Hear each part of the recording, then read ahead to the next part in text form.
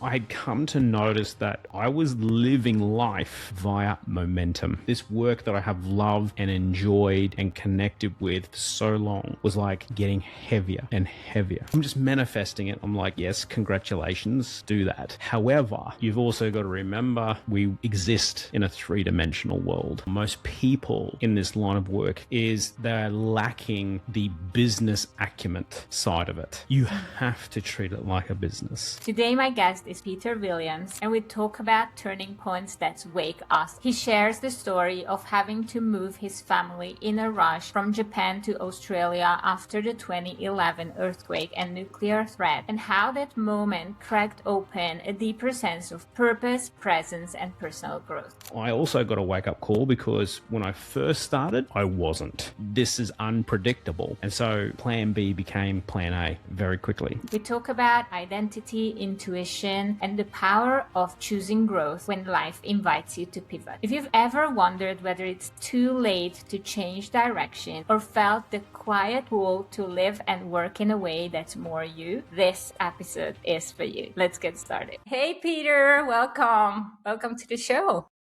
Thank you so much, Esther. Thank you for finding a suitable time zone and getting up early for me. Sure.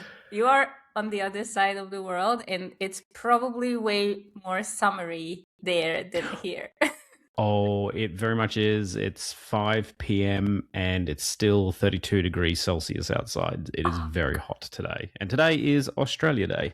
So it is our national day today. It? Oh my God. Yeah. You know what? It brings back such nice memories. I don't know much about Australia Day, but like 10 years ago when I moved here to Spain, I got to know an Australian girl and she took me to the beach for tongue throwing. Is that a thing? Yes. Yeah. Well, it is if you want it to be. Let's say it is not a national sport. So it's not something you'll see or encounter even on Australia Day. Like it's more of a fun, like if you're amongst like a parade or something like that. It's okay. Like, even as a family, we wouldn't be doing it. No. So it's more. That's what we did, which was throwing our slippers. Because first, when she said we would throw our thongs, I thought that was the bikini. I'm like, yeah, I don't know. Okay, all right. So happy Australia Day. Oh, thank you. And thanks for doing this with me on Australia Day. No, look, it's perfectly okay. Like, it's nice because we've had a weekend. This is our final, like, long weekend. It is the final day of summer holidays for school. School goes back tomorrow. So we've just had our 6 to 8 weeks off and everyone goes back to school tomorrow. So it's like really surreal when you go out on the street and it's really beautiful and quiet because everyone's either at home in the aircon, like, or the air conditioning, or anyone's like, you know, out at the beach. But so the roads are very quiet. But tomorrow morning, it's going to go straight back to mayhem and madness because everyone's going to be on the road. So wow, it's like, all right. But it's tomorrow. So you can enjoy the last chill day. Fantastic. Yeah, so it's been nice today. Yeah. Great. You know what? A few weeks ago, I was talking to my husband about the guests that are coming on the show these weeks, and he said, "Okay, who's this Peter guy?" And I said, "He's what does he do?" And I was like, "He's a feeler. He's a seer."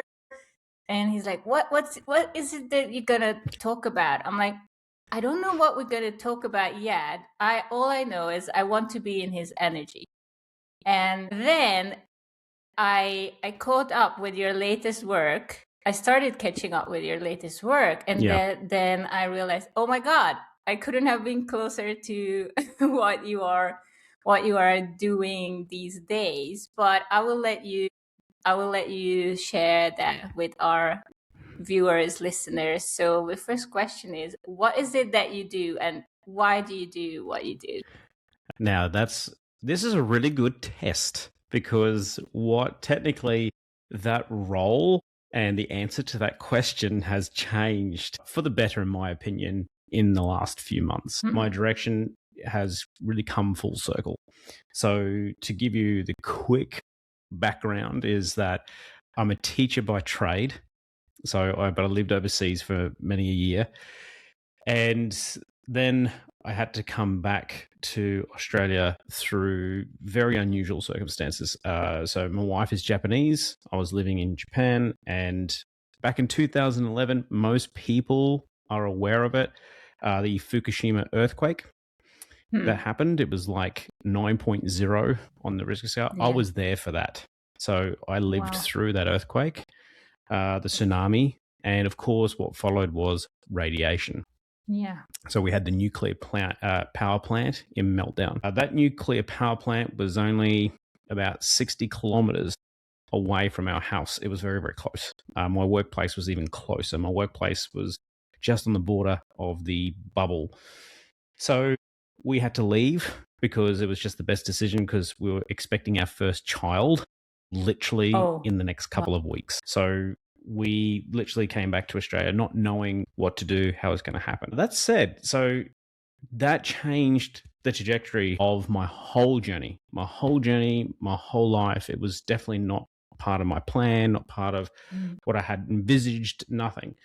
And so I had to fall back on something which I didn't ever feel was ever going to be work or a job or an income.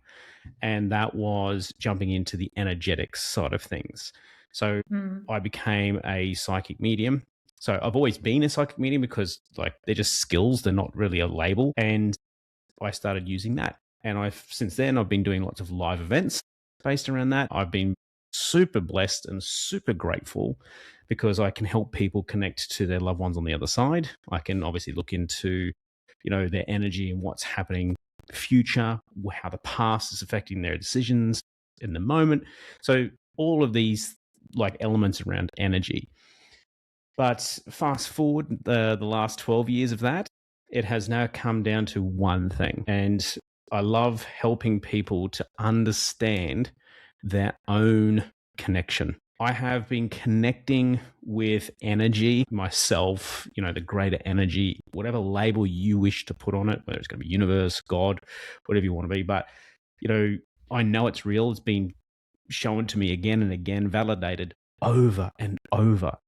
So, but what I've noticed is that one beautiful thing is the world and people are slowly waking up. And that's a beautiful thing. Downside is people don't know what they're waking up to. So I'm now, instead of being the person like where I would always be the catalyst, or so the conduit, I'd be the conduit for them. So like, okay, I'll help you to understand your patterns, your energy. I'm now helping people to understand their own connection and remember exactly like how to get back into that space that will serve them and help them to just really get true and honest to themselves. So with that connection, the easiest way I say it to for people is if you are finding yourself that you are juggling your life, if you're finding that you have become like the manager in your life, whether it's in your relationship, whether it's with your family, your kids, whatever, you're finding yourself, you're fixing things all the time. You're trying to solve like constantly on the go. And you're just finding it doesn't matter how much you do this, you find that you can't find the way through. That's when you need to stop and come back into that remembering. And that's what I help people. That's the connection, because we are so busy. Our world is demanding so much of us at the moment. And like, I think we can also see it on a global scale, how much we need to remember the importance of, individual sovereignty in a special way. But it's that whole thing of like, if you're tired of chasing, you find yourself, you're trying to chase something, but you're never getting there. You're never getting, whether it's that result or like you're putting in all this effort, but it's just not starting to come to fruition. That's when you go, right, it's time to just take a pause, take a breath, and reconnect and find out what's really going on. That's how I help people. This is the direction now. It's about helping people to do this in here. And then once they have this, you start to see things very differently. You start to feel things very differently. And so that's the path, and that's where I'm at now. So just helping people to reconnect and find it for themselves again. Even just you giving this intro, it makes me feel like how my shoulders are going down. I'm like, okay, we're good. You can just breathe. My here at home, my husband is Spanish and he calls me La Fixer. And this says Ooh. everything. Now, what's powerful, and I love that, and I'm so appreciative that you could even have the courage to acknowledge the shift in your own body, because finally you took a breath. And this is what I'm the reason why I'm very passionate about this is because I have been there with you. I have been in that position. I have been the fixer. We go French, more Spanish, but in Spanish, but it's like you're the manager, this problem solver, the constant juggler of life. And it has served me to do one thing: burn myself out, push myself to a brink, put myself in an endless loop that is not serving anyone, and least of all myself. But for me to say that, and for you to go, oh my God, I can feel my shoulders drop, that speaks volumes, because that lets me know that I'm saying something that you go, this makes sense to me. Yeah, definitely. So thank you, because like I said, this was a test. So I'm Yeah, like, let's hey, we're see. doing something. Let's see if it works. At some point you said I became a medium, a psychic medium, as if there was like a job description and you applied for the Yeah. role. When does someone notice that they have these type of skills? Is it like a childhood thing, or? So on that path, so like, I'll just make some quick clarifications around this, because there's a lot of stigma, I suppose, sometimes around it as well. And the thing is, I've found a lot of the time people will talk about like, if I didn't have this as a child, then I'm not very good. The truth is, every child has it. That's just pure and simple. Every child has it. Whether we choose to describe it that way, that's a different story. But every child does have the ability to connect, see more, understand more, and connect way better than we do as adults. So for that reason, it can happen at any point. When it happens, so for me, it happened more so around the age of 13, 14. So that's when it really got activated, or what we call the awakening. When you have your first big, like whether it's an experience or a life-changing moment. For some people, it's very extreme, like a near-death experience. But for me, it was just curiosity. I knew there was something more than this world. I couldn't articulate it. I couldn't explain it to anyone. So I went looking, and that was just the opening age of the internet, which I was very thankful for. So I could look up and find some things, and I tried some exercises, and they worked, and I started connecting. I started communicating, and I just fell in love with it. It was like I had found the deeper, or another part of myself that has been just waiting for that moment to say, hey, I'm here. Nice to meet you again. So that's when it happens. So it can happen at any time. And so anyone who's listening, you might go, oh, I have an interest in this, or I have, but I'm not very good. I don't have these gifts or abilities. Yes, you do. And you can awaken them at any point. I have seen amazing people literally have no connection to it prior to the age of 40 or 45. They just try something and it's right there waiting for them. So never lose hope. It's there for anyone at any time. You just have to be willing to explore that part of yourself. How did this whole story unfold for you when you started? You started new in Australia with everything. You had new family there. When we hear about someone using such gifts as their, I understand that was your income, right? Yeah. Yep. But this sounds like not so predictable, or is it? Is there a, can you make predictable income with such skills? And what happens when it's like Oh, the moment of, okay, there are bills to pay, so yeah.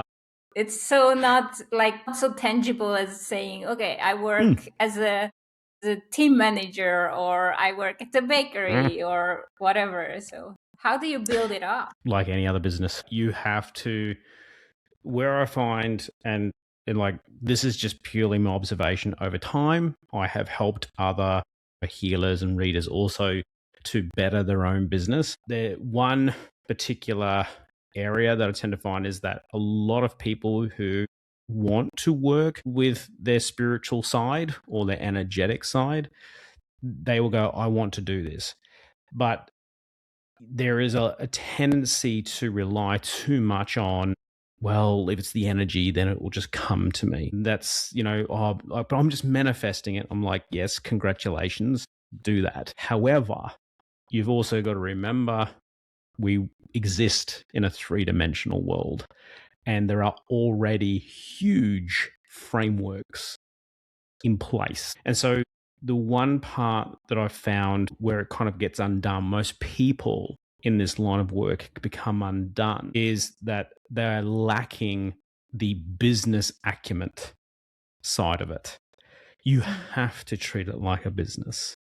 Now, I also got a wake-up call because when I first started, I wasn't. It was just temporary. And so in my mind, I'm like, well, this is just temporary. And it was like very good temporary, don't get me wrong. I was like, whoa, this is great. And I was living life a little bit until my wife sat me down and said, this is unpredictable. Like, we can't live like this. Like, one week it's like this, next week it's down here. Like, we can't live like this. And so that switched my whole mind to go, right, well, that's 100% accurate. This is too unpredictable. So therefore, I stepped into and go, I need to make this predictable. And so it becomes about managing the work, then managing your life, and then also making sure you're managing your energy. So there's those three parts that you have to do. And guess what? I designed a business plan. I decided this is how I'm going to do it. I literally took out a bank loan for, at the time, it was $25,000 because I was like, I can't keep bringing clients into my house because we've got little kids, like, or babies technically, and they were coming into the house. It was just not a very positive environment. So there was nothing bad happened, but it's just like, you know what? This is just random strangers that come into my house, and I'm glad my kids went older. They're probably thinking, what is Dad really doing? So it literally did. So I thought, no, I need to treat this seriously. And so I chose to start a clinic. So I started a holistic clinic. And so I had multiple rooms, and I brought in different practitioners, acupuncturists, massage therapists, hypnotherapists, and we all had the rooms, and I was working from there as a business. And then it grew into a space of, okay, what do I need to do to pay myself a salary or a wage every, week or 2 weeks? I sat down because I'm like, if this is the way the world works, then I need to work with it, but in my way. And that's how I did it. And I literally did. It was started off with doing one-on-ones, and I would do, what was it about? I worked about doing about 12 one-on-one sessions a week, sometimes more, just to get that started. And you just work it. But most people don't want to see. It's interesting. When people move into this field, it is fun and you're passionate and you want to help people and you love working with the energy and you love sharing these abilities. And I know that feeling because I absolutely am the same. But then but I need to make this work long term. And so you need to think beyond the immediate. And so I feel like the business acumen and also that ability where people will, and I was one of them, I did feel for a while that too much structure would restrict my passion or like, because why am I doing this? So there's a bit of a mixed element, but my biggest observation is a lot of people struggle to implement the business acumen side of things. Now, for me to do that, there was one huge motivating factor. My wife was at home with my kids. They were young. We had decided that she was going to be a stay-at-home mum. That was our agreement. So guess what? Dad's got to make this work. So Dad made it No work. plan B. Well, I had a plan B. It's interesting you mentioned that. And plan B was my spiritual and energetic work as a side hustle. I actually had another job and I had a primary part-time income job. But then that one got taken away from me. Mm. And so plan B became plan A very quickly. And so it was either step up or step out. Mm.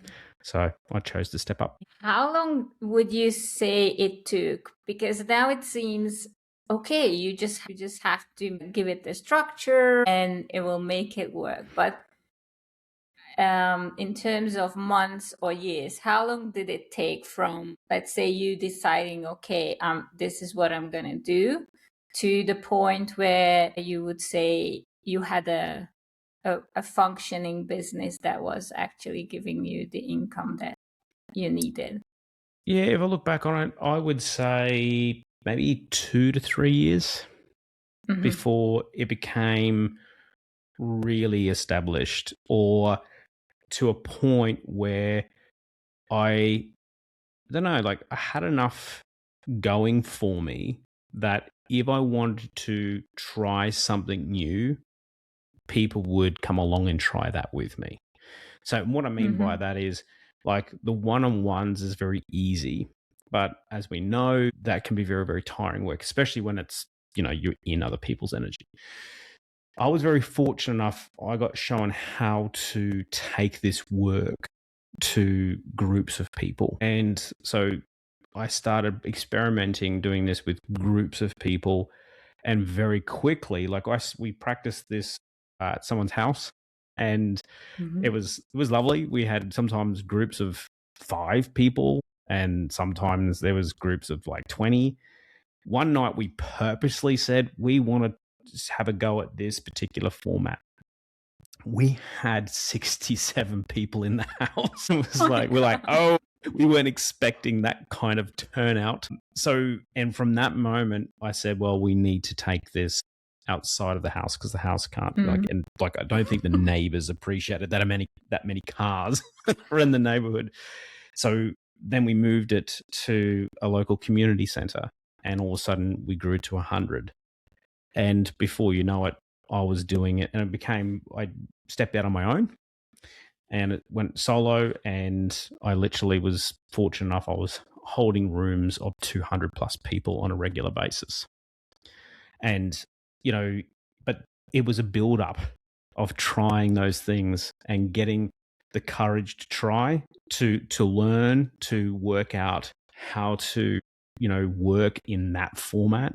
And look, and I'm also very, very fortunate because I've never been afraid of talking to groups of people. So ever since high school, I was a debater back in high school. I was student council. I did school captain. I did all these things where it was requiring, engagement, speaking things.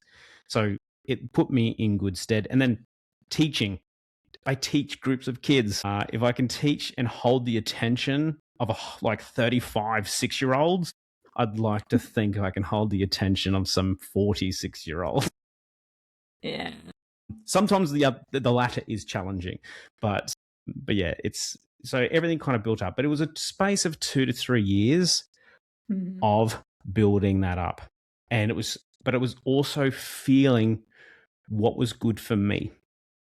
That's not going to be everyone's path. No one's path is the same. So you have to lean into what's right for you. But if I've got one piece of advice, get creative. Think outside the box. Don't like, we have this thing of where we look to the people that we know that are in our field and we look up to them, which is great. The only downside to that is the monkey see, monkey do.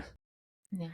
And that's not necessarily your calling. That is not necessarily your path. It could be something completely different. And that's why I always say, get creative. Don't be afraid to try. Don't be, because if it fails, it fails. And you go, well, let's not do that again. And you try something else. There are many times where I've tried things and I've gone, like, it felt good at the time. I tried it, and after I tried it, everything in my body's like, nah, I'm not going to do that again. So you have to do both. One big lesson I've learned throughout the years is it can be hard when you have your people. So whether they're clients, customers, for me, it's an audience technically, they will want something from you. But you also have to honor when you want to change and shift as well, and not just stay there for those people. That's the harder lesson. And as we're quickly talking about before we hit the record button, we know that feeling. I think there's quite a few, but probably a lot of your listeners will understand that feeling as well. Yeah, definitely. And also I think that has been one of the hardest things lately in my trajectory. Like, there's a point when that things have to shift, and then there's a point when you're like, but can I really do this? Yeah. Can I do this to them? Is it allowed? Yeah. It's yeah, like, there's no one who will give me permission. I have to manage my own permissions on this area. But there's also a point where you're like, my body has moved on and I need to honor where it is. Otherwise, even if I wanted to stay here, it won't work out the same way as it did before. Right? I love the way you described that. I call that the two rooms.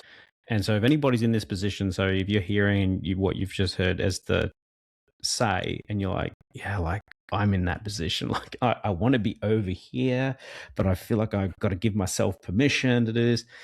There's a couple of things there. Number one is, it's not necessarily giving yourself permission.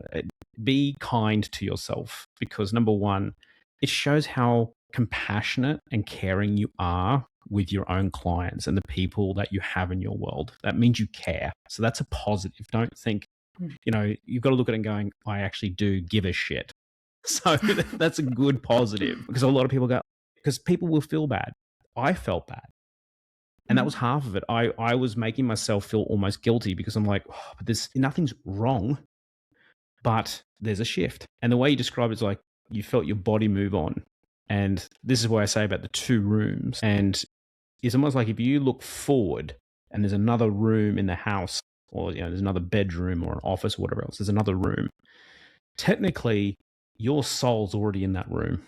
It knows where it wants to be. So when you're talking about your body, it's not your physical body, that's your energetic body. And so your energetic body is already going, look at this room. This room's awesome. Check this out. Like, oh my God, look, it's nice and light. Look at the paint. Oh, the color's awesome. This is the place to be. But the problem is our head and our mind is going, but this is safe. This is, this is where the bills get paid.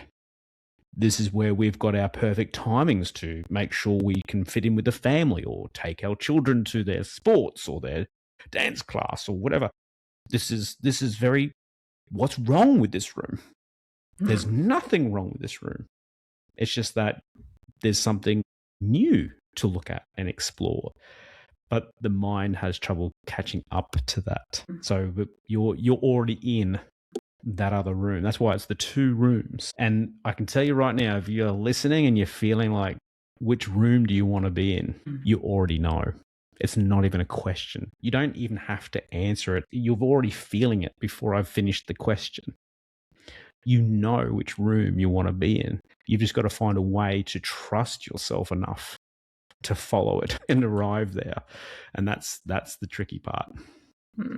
When you said you gotta be creative, or you gotta allow room for your creativity, would you say there's a limit in life when we should get more serious? Like, now I'm 43. I realized last year, like, in the last few years, I haven't done anything crazy.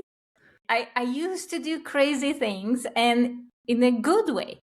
Like, at 30, I left the whole corporate world. I moved to this country, not speaking the language, not knowing anyone. It was like, I knew that it's gonna be all right, and I didn't buy a return ticket. Everybody was like, okay, so you're gonna try if it works. I'm like, no, this is my home. I can feel it. This is where I want to continue living life. And then I opened up a school, a physical school for kids to learn English, and I took it online. And I enjoyed, like, doing things that you don't normally do every day, and that was my fuel. And last year I felt like I haven't really been doing that, and that's probably something I have forgotten. And it's not that my life is boring, it's that sometimes I keep myself stuck at places because I feel like it's time to be an adult. Yeah, I hear you. Totally hear you. Like, I'm almost, what you said there is almost carbon copy. Obviously, when we're younger, and this is, I don't think there's two ways to look at this. Yes, you can look at it and going, you might say there's a time to get serious. That just depends on the person. I don't look at it that way. I look at it as in a different perspective, and I'll get to that in a moment. But same thing is, I was traveling, I was teaching, I was married quite early, living overseas, everything was okay. It doesn't matter what part of life you're in, life is always going to change. So the other thing too is, like, you can plan and be as serious as you want. And if it's too serious, I can guarantee you life will give you a reminder not to take it so seriously. But then there are points in our life when, if we are not taking it serious enough, life will also give us reminders to do that as well. So I'm a big believer, you'll always get your check and balance if you're going the other way. And I find it really fascinating you mentioned this, because I was thinking this only a couple of weeks ago. I'm thinking, am I really a boring person now? I used to be so much fun. And I used to I was like the life of the party. I would always be out meeting people, but it's a different phase of life. The other thing too is, what I've put it down to is number one now is, I have a massive drive. I know that I'm here to help. I have a purpose to have an impact, and I'm here to help people. I take that seriously, and I take that responsibility seriously. And that doesn't mean I'm a boring person or I've lost creativity. I just now have to find a different way to apply it. And so this is why now I use my retreats as ways to create things in overseas retreats, to bring people in and create that as part of my life. I like connecting with people, podcasting, and things like this. It's a very different. So I think, it's not necessarily you've lost the creativity. It's just that now you are really discovering who you really are. When you're a bit younger, you are discovering who you are, but you're not worried about who you are. But I think as you get older and you start to have that reflection and when you got family and stuff, you start going, well, what is it that I really want to do? What is it? How do I want to be in this world? And I think, and I believe, they are beautiful questions. They are the right questions. Kind of going, like, these are the questions that not everyone will ask themselves. But if you are asking yourselves these questions, I can almost guarantee you one thing. You'll probably find that your friendship circle is relatively small, because a lot of people are not willing to actually sit down, talk about this, and talk it out loud, because everyone's still afraid of how they look or compare to everyone else. And that's what shields us and hides most of us. But whereas if you have the courage to be here, look at where you're at. You're podcasting. putting yourself there in video, putting in the audio, sharing your story. That's creativity. That's sharing. That's a beautiful frequency. Okay, it's not the frequency of like 20s and going out and connecting and every second night's a night out. That's a different part. I'm not saying you can't have that, but I look at it and go, there's something different here. Now, I'm about to release my second book. I have almost a first draft of my third manuscript almost completed. If you had have asked me 5 years ago, let alone 10 years ago when I was in my 30s, no way in the world would I. So what do you do? I'm an author. No way in the world would that have been on my radar. I go back into high school and I actually wanted to be a scientist. I'm the furthest thing from. I'm kind of complete opposite. It's like, I love my science. That's why I'm quite skeptical and I love science. But it's really fascinating. I'm like, I look at it and going, no one could have really told me that for a big portion of my life, and I'm talking like 12, 13 years of my life. So that's a third of my life, or a quarter of my life now. I should remember that now. But for that quarter of my life, I've been connecting and reading people's energy, looking at things of their past, their present, their future. I've been connecting to their past loved ones. I've been talking to dead people for like 13 years as a full-time job. Now, it's a beautiful job, but who would have told me I was doing that? So all you can do is follow the breadcrumbs, in my opinion. And I think if your creativity will come out in different ways, because we're not meant to be like we were in our 20s. We're not meant to be like we were in our 30s. That's life. But I can tell with what you're doing, like you now have your mission, you have your purpose, and you're now like really spiraling in on that purpose. And yes, people will look at us and go, you're very busy. Yeah, right? I am. I've got shit to do. I've got things to say and I've got things to share. And I genuinely believe that they're important. Like pretty much this summer, I was sitting down and I was finishing off my manuscript. You know, it's like I said, never have thought that going, sure, what are you going to be doing over the summer? Finishing a manuscript. Now, a lot of people out there going, I'd love to have that life. It was never on my radar, but it's a beautiful sense of creativity. Because when I have something to share, that's my creativity. Find ways to share it. But you're finding your purpose and the creativity will come with that. Hence, weren't we talking about, I need to find someone to help with the videos because you've got ideas around video. Your creativity will come out in different ways. You are just aligning with your purpose.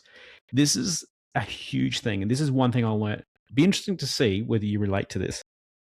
So what I have found is that specifically over the last, 10 years, I had been go, go, go. But more so in the last 2 years, like 3 years, I had come to notice that I was living life via momentum. I was literally just following on from one thing that was working to another, to another, to another, to another, to another. Then it's just like there's something in me, like when you've been talking about like going, your body had moved, same thing. My body's like, you can't do this anymore. This work that I have loved and enjoyed and connected with for so long was like getting heavier and heavier and heavier. That is the hardest thing to do when you have built up your business. When it's your business, you've done this, you've blood, sweat and tears, time sacrificed from family, all the rest of it. And you're going, cool, I've made it work. I've got a very successful multiple six-figure income business, but it's heavy and it's getting heavier. And we're having this time, and the last 2 years have been rough, like very rough, energetically rough, like pulling at me in ways that I've never felt before. However, now, where I'm now because of that, is because now I'm ready to live from alignment. I know within myself, right, this is where we're going, this is what we're doing. That's the difference. Is that something that you feel like you're finding now? The difference is like you're going, there's something different. This feels so right in the core of you and the deepest part of yourself. Yeah, definitely what I mentioned to you before we started is that I'm in a moment where I feel the closest to where I want to go, want to be. Mm-hmm. And I will use the moment to get your wisdom on this, and hopefully it Yeah. helps others as well. While I'm thoroughly enjoying this moment of things happening more easily because I think I'm at the right place, or I'm very much at peace with who I am, there is a fear of what if I lose this balance? What if this is temporary? I think I have the feeling with what I had been doing previously. There was always a point where I just felt like, oh my God, if I want to keep up with this, it's gonna fully drain my energy. Yep.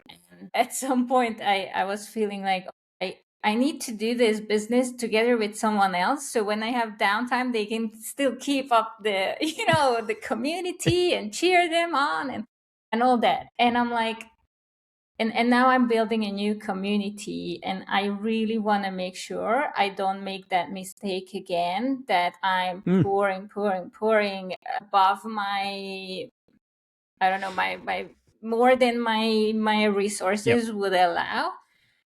And then I hit a point where it's like, I need out. So is this just gonna work because now I'm at peace with what I do and who I am, or do I need to like set boundaries differently? I definitely do that. I have learned a lot about setting boundaries.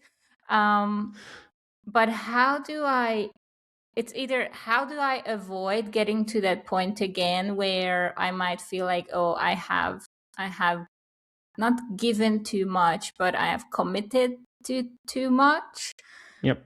Or is there a way to bring in my seasons as a human, as a woman? Could that work? I've never tried that. I've always like set something like, okay, this is what we're doing and I'm keeping this. This is what you can expect from me, and anytime you come into my space, it's always this level.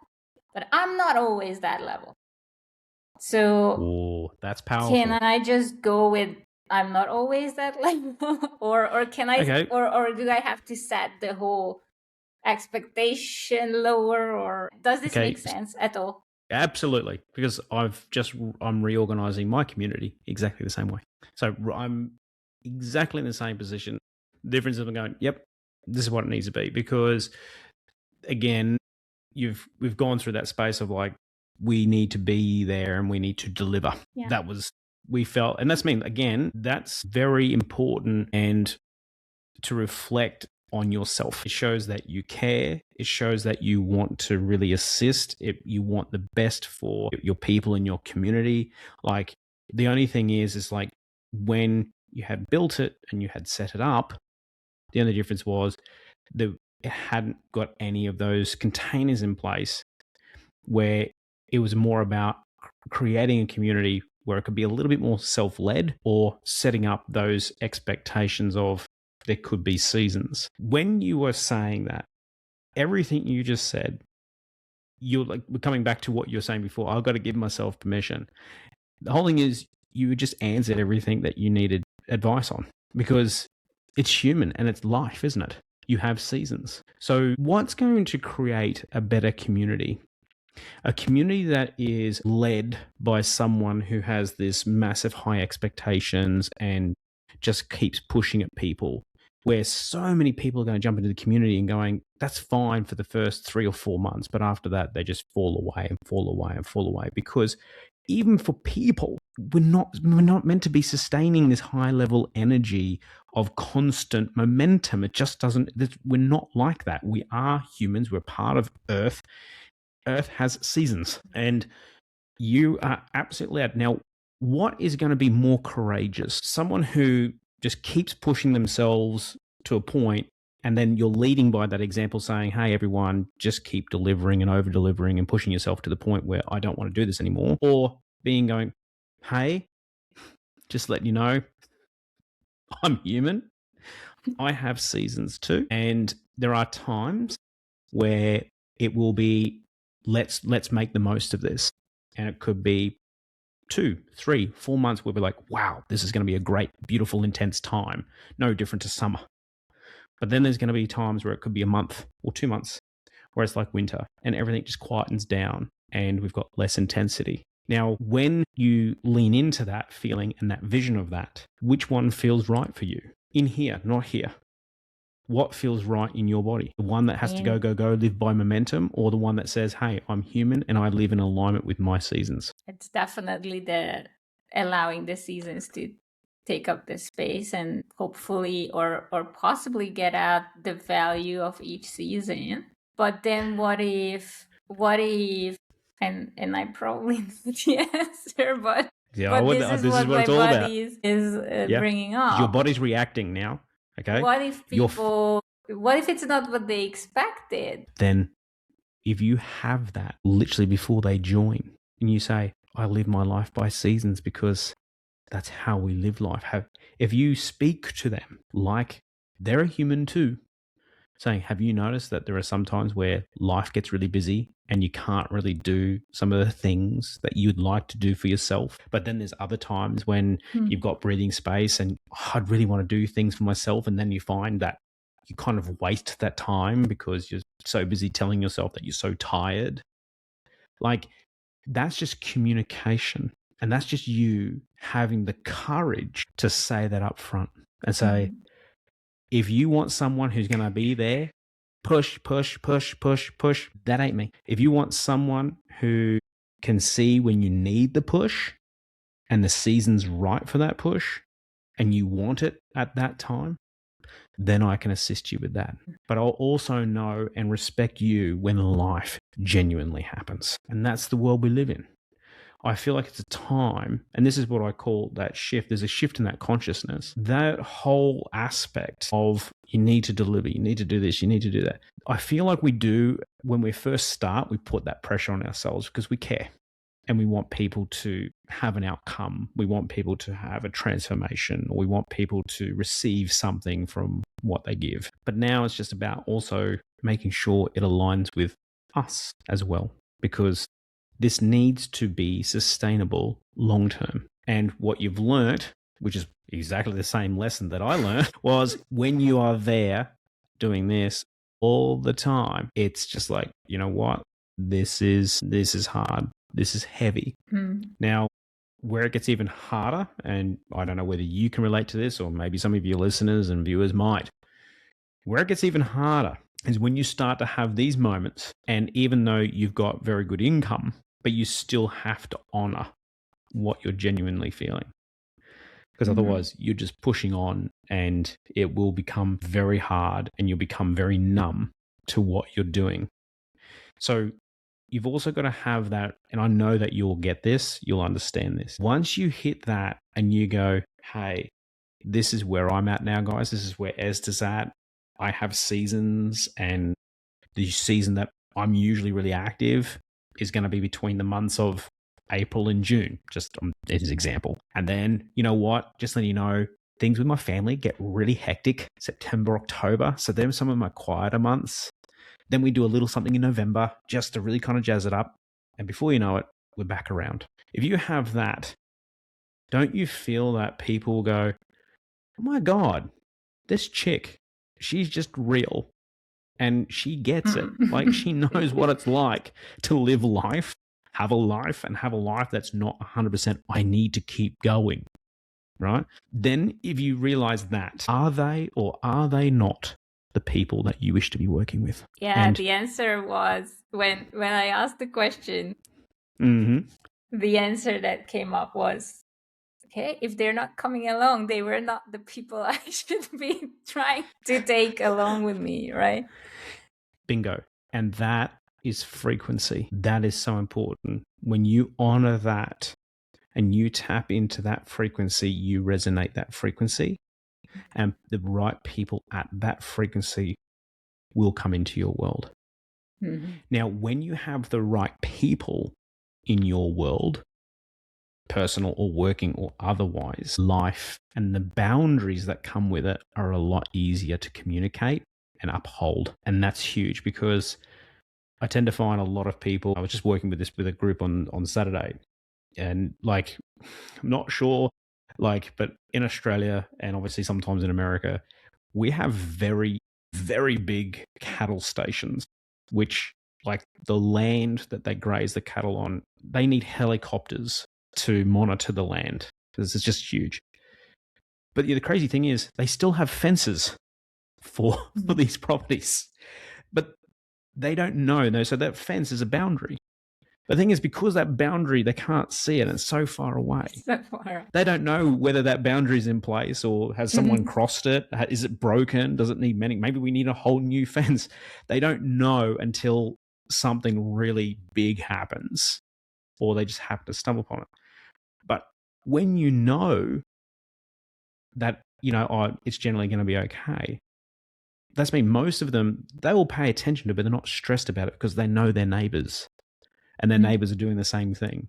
So it's much easier to maintain that boundary because you've got the right people on the other side of it. And so when you honor that and you see yourself in that position going, if you have the right people in your world, your boundaries are going to be so much easier. I'm very grateful. I know so many, like, case in point, the group I worked with a couple of days ago, I literally had a change of plans because I had to do the dad role and drop my daughter off to a birthday party.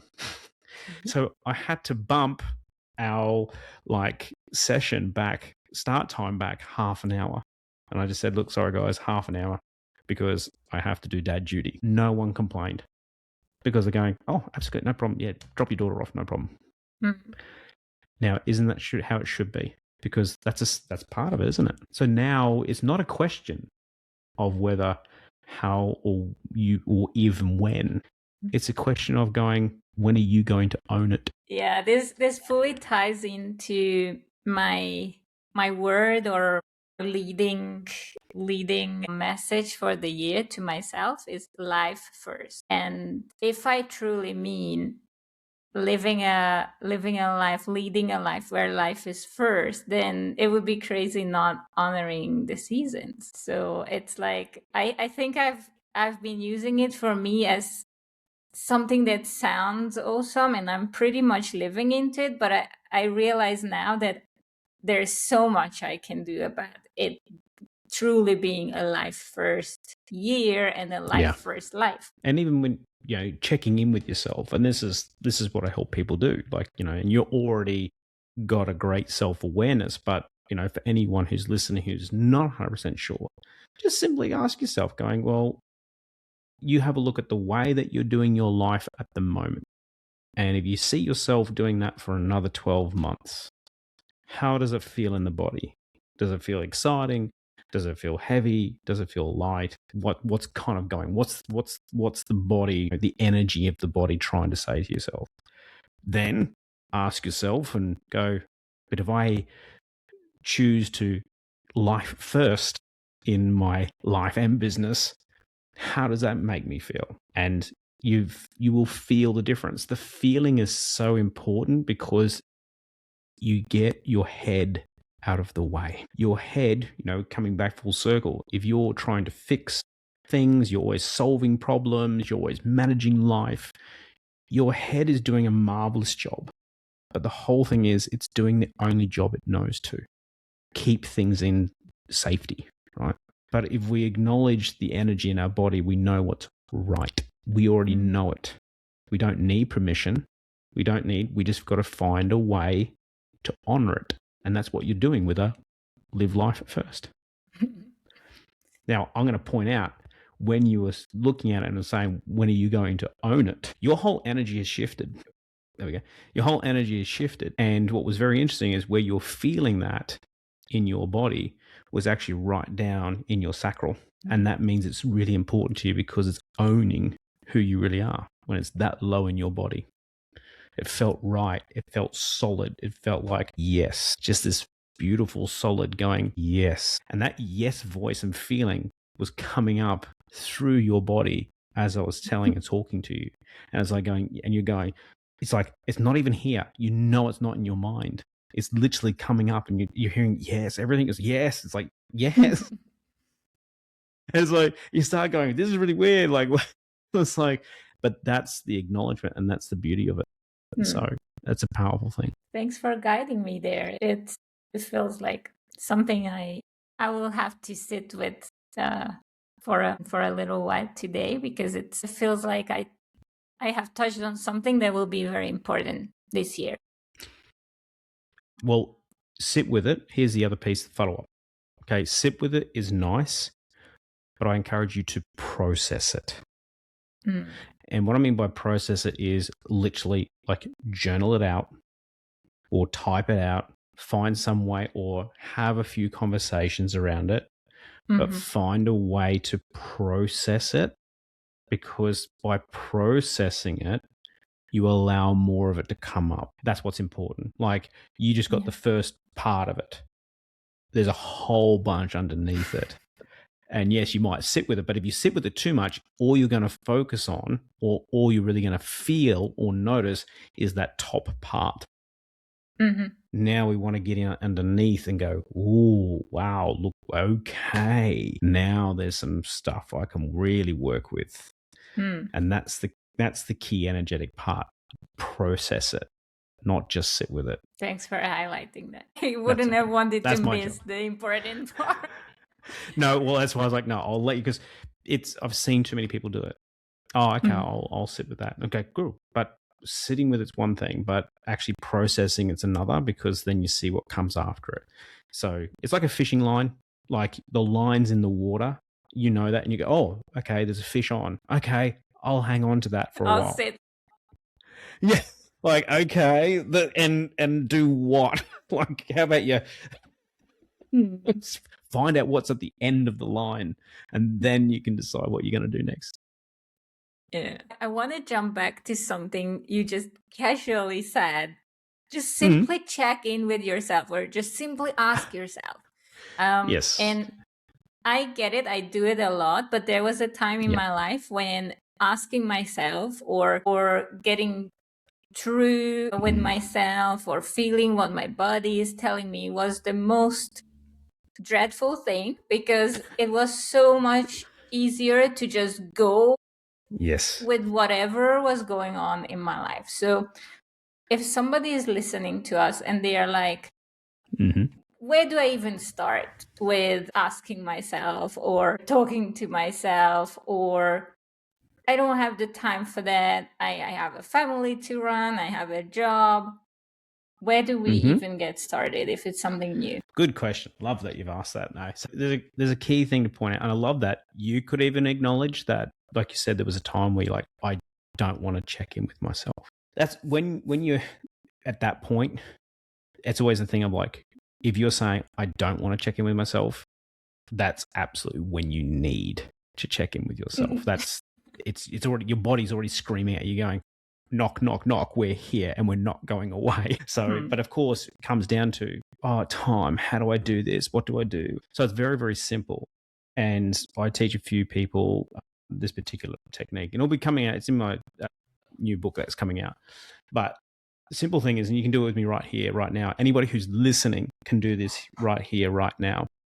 And I'll just take your right hand and I want you to place it over your heart. And your heart kind of is a little bit further up. Most people want to go to the center of the chest. You can't go there because that's your sternum. That's the bone. You won't feel your heartbeat. So you've got to go to a little bit to the left, and you've got to go, I tend to find, go up a little bit, because there's less like distance between the heart and the surface. And you just feel in there. If you need to, you go in underneath your clothes or whatever else. Some people might struggle to feel their heartbeat. That's completely okay. I've seen many people have run many groups through this, and they go, oh my God, I'm dead. I'm like, no, you're not. It's like you're just not used. But this is the whole thing, is like, you're going, if you're struggling to find your heartbeat, when's the last time you actually checked on yourself? If you can't find your own heartbeat, that says a lot about where you are at the moment. So if you're struggling with that, and if anyone is listening who's struggling with that, simple thing is then grab the two, like your index finger and your middle finger, and find your pulse on your neck. And you'll find that just underneath your jawbone. You can find the pulse in neck, and you should feel that boom, boom, boom, boom. So let me know when you've found your pulse. Have you found your pulse? Yeah. Okay, just close your eyes, okay, and focus. Anyone who's listening, once you've found your pulse or your heartbeat, the heart is the best. If you can touch your heart's the best. But the pulse is a great kind of quick way in. When you're feeling it, just close your eyes and literally feel. And then you feel it. And I want you to acknowledge in your mind, boom, boom, boom, boom, boom, boom. Whatever speed it's doing. And the more you feel it, you will feel it change and slow a little. Boom, boom. And you're feeling that there, Esther? Mm-hmm. Beautiful.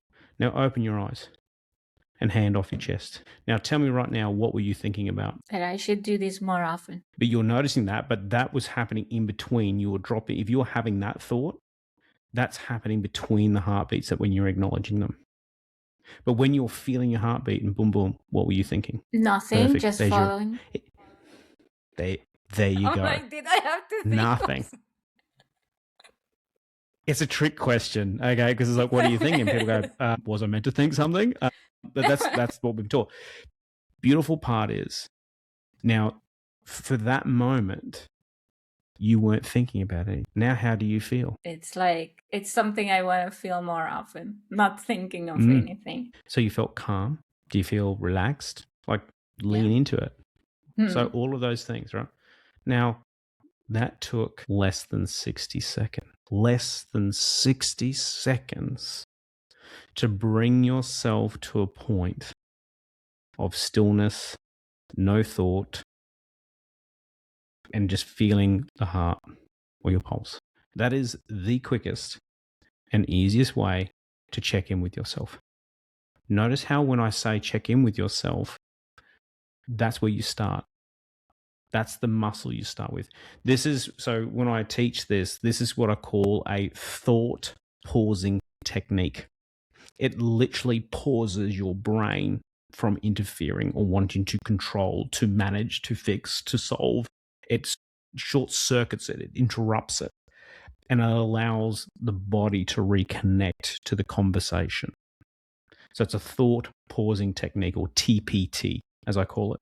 60 seconds to 90 seconds tops. And if you can't do that for 60 seconds, if one of your listeners cannot find 60 seconds to do that, well, guess what? Now you are struggling to be honest with yourself. And that's a bigger question again. And you start there. When that happens, as you notice, there's actually no thinking. So anyone who's kind of like, I'm afraid to check in with myself. Oh my God, what's myself going to say? Nothing. When you truly check in with yourself, it's not going to judge you. Your own self, your own body, your own energy, your own soul, whatever you want to call it, it won't and it will not and it does not judge you. It doesn't do it. It's actually the most friendliest voice that will ever come up when you get silent enough to hear it. And it's going to be there, hey, you know what? I know this is no longer working for you, but hey, why don't you try this? And you're like, oh, I've never thought of that. And that's where the creativity comes from. That's where the voice comes from. And here's the thing for any of your listeners or your viewers, it's a muscle. So like any muscle, the more you use it, the stronger it gets, which means in this case, the stronger it is, the quicker it happens. Muscle memory. So don't think that it's always going to be hard. Like, if anything, what happens is you get quieter faster. And the faster you can get into the quiet zone, the more you're going to hear and feel things that will lead you to the right path, the right feelings and directions that you know to be true for oneself. And once you hit that zone of yourself, there is no going, none. Your world, it's like if you try, everything you do will be like it's pushing back on you because you know this is not right for you. You know this is not right for you. It's energetically repulsing you. And it's not on purpose. It's just because once you tap into it, and that's why I've got a beautiful channel message. It's like, it only takes, what was it? I'm paraphrasing off memory. Only the most courageous of souls are brave enough to breach this space. For once you touch it, you can never untouch it. Beautiful. And it's so true. So true. Yeah. Love this. It feels like such a simple technique, but I'm telling you, I've been using box breathing and the 4-7-8 breathing to get out of my fixer mode. But still, so many times I notice that, okay, I'm doing the counting, but my thoughts are just, they are still on. And with this, it wasn't on, which is fantastic. Don't get me wrong, breath. But see, here's another big thing, right? I love the way we find new ways, which is great. Now, breath and breathing, but technically, even with the box breath, we would actually deem that breath work. Okay. Now, beautiful thing, I've used it many times myself. However, I also found it's complicating things. And the biggest problem I find with most people, I love this when I do this, and I've seen some amazing reactions live, either on webinars or live in person. We do this exercise, we do the TPT, and I say to anyone, so anyway, just out of curiosity, before I go any further, does anyone here struggle to meditate? And of course, I get a few hands. Let me guess, mind's too busy, or you fall asleep, or can't do this, haven't got the time, and all these reasons. Like, yeah. And I said, and during that time, did you not think anything? They're like, well, yeah, I didn't. I said, congratulations, you just meditated. And they're like, oh. 90 seconds to meditate. What we effectively did there, and anyone who followed along, you meditated. Meditation is not about reaching a specific state. Meditation is about like having like one mind or no, and drop just like that. Energy, vibration comes straight down. See, even now your whole energy is like, shit, that is so simple. And it feels so good. And here's the best part, people. It's always with you. You can take it anywhere at any time. You can always use it. You don't need a special tool. You don't need special music. You don't need you don't need to set it up. You don't need to have your 5 flavors of incense floating around, It's like, it can be so simple. Those things become ritualistic, which is good because it helps you to get into your state faster. However, we will tell ourselves, if I don't have the incense, or I don't have the music, or I don't have this, I can't reach that state. We will tell ourselves that we can't reach that part of ourselves, which is false. Put your hand on your heart, literally feel your heartbeat, boom, you'll change it. That is TPT. Just cuts right through it. It pauses everything upstairs, everything. And for 60 seconds, you come back and much calmer. You're not stressing about what bill I need to pay. What do I need to be doing after this podcast? Where am I driving? What is none of it? Like, it all dissipates. It all just shifts. And that's the key thing. I'll carry this with myself for forever. It's like, sounds too simple to be effective, but I just felt it, and I'm like, wow. And I'm so that person that's like, if I don't have the smell, if it's not quiet enough, if it's, I don't know, not that music, I get caught up in those things. This will help me leave that all behind, or not depend on it, not be conditioned to those elements being available. Yeah. They help. So when you have those things, they help you to subconsciously prepare. So that's why it becomes really ritualistic or habitual. Like, they help the subconscious mind to program to say, oh, I'm lighting this incense, I'm putting this music on. It helps us to take steps to reach that. Now we're taking the elevator. That's what we're doing. Press the button. Don't worry about anything else. Don't worry about how many flights of stairs you've got to go down. Just take the elevator. It's easier. It's simpler, and you get there faster, and you got more time. So, but you can still have those things. Please don't get me wrong. No one, please don't misconstrue it. Yeah, definitely. All of those things are beautiful things. All I'm trying to say is that through all the work that I have done with all the people over the many years, one of the biggest observations is that everyone says that I can't do this for multiple reasons. This is the one thing that I have found everyone can do and gets an immediate feel and result. And then they go, wow. What's interesting is they might get that immediate result. Whether they continue to use it, that's a different question. But now, once you experience it like you have, there's no excuse. Simple. It's on you now. That's integrity. This becomes about you telling yourself, I now know what to do. And it's going to be a question of whether you're going to do it when the time is called to do it. But of course, the more you do it when it's not necessary, the easier it becomes. So yeah. If someone is with us and just loved this as much as I did, where can they hear more from you? You mentioned you are rearranging your community, your second book is coming out, you have a beautiful podcast.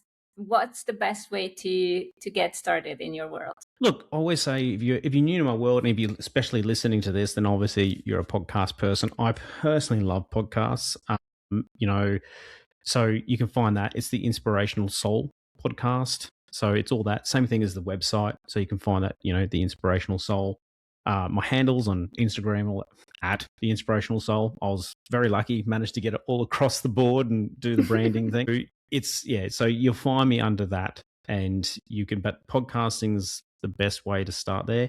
You might run into some we call now legacy episodes, and that was when it was called Inner Power. So my previous community was called Inner Power, purely for it. That's what I was referring to.